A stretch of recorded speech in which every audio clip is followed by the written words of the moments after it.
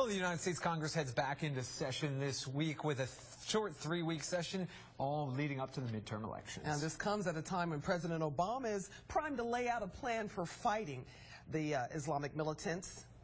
U.S. Representative Scott Perry joining us this morning. Now, I know when you were here last time, that was one of the topics we talked about, but now we're seeing so many more conflicts. And we just want to start off by asking you, the president is reportedly going to release a 3-point plan to fight the terrorist group, which includes more airstrikes. But do you think that we should see boots on the ground? Well, it's my understanding, and of course we're waiting to hear very directly from the president, his plan that the United States will continue with airstrikes. The boots on the ground are provided by other nations, and the payment, which is really important too, is provided by other nations. So, I think we're encouraged, but there are a lot of the details that we don't have yet, and we need to know who's involved. Is it the Arab League? Are there more countries?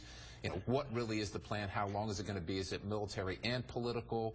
And so we really need to get into the details, and we're really interested to hear that from the president. Now, with your background, Congressman Perry, would you think it's necessary to see the combat troops in the different areas of conflict? Sooner or later, somebody has to get in there with boots on the ground and really get to this.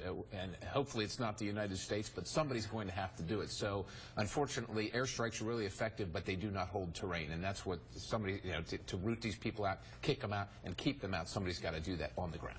That's got to be another one of those worries, though. I mean, we've been involved in so many conflicts over the years. How many different places can the U.S. troops go? And you mentioned, obviously, including more nations, but are we being spread too thin? Well, we are spread pretty thinly, and of course, recently, over the last few years, we have really hollowed out the military, which is a great concern, especially with things happening in the Middle East, in Ukraine, posturing in the East, in China, and so on and so forth. So it's a great concern for makers and for citizens. If you're the president sitting in the big chair, what are you saying to the American public on Wednesday when he addresses them? Well, I think you really have to outline the problem so everybody understands, why should we go? Why is this a matter to me in Harrisburg or in Pennsylvania? Why do I care? And then what is the plan? How can I see us, the United States, be successful? How is it good for America?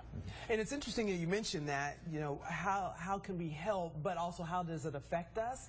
And when you talk about being stretched thin, we're not only talking about conflicts, but medical emergencies as well. So we've got America that's trying to deal with all the different conflicts, Russia encroaching upon NATO territories, and what we're seeing in Iraq and Syria.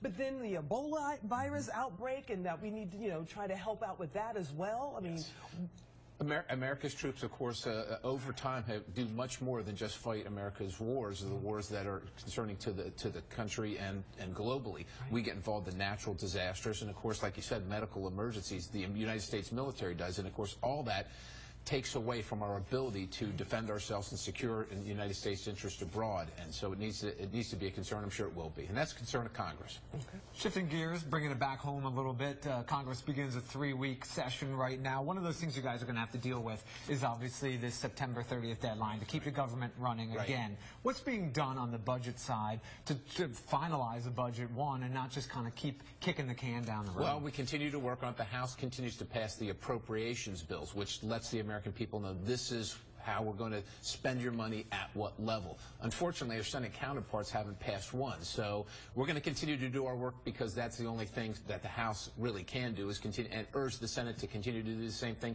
In the meantime, we'll pass a continuing resolution, I suspect, so that we don't have a government shutdown. We can keep working to find a larger solution over time. It's got to be hard on the federal workers because it's these constant that we keep saying where, you're not going to be able to work, you're not going to get paid. Where does that balance in? Like you said, the work is being done, but it's got to wear on the American families, especially those that work for the federal government. It wears on everybody that's involved in the circumstance, but at the same time, voters still demand accountability, as they should, and they want to know how we're spending their money and at what level, and that's the budgeting process. And so it continues to be a give and take. While we can't get one body to seem to do its portion of the work, we at the same time have to continue with ours.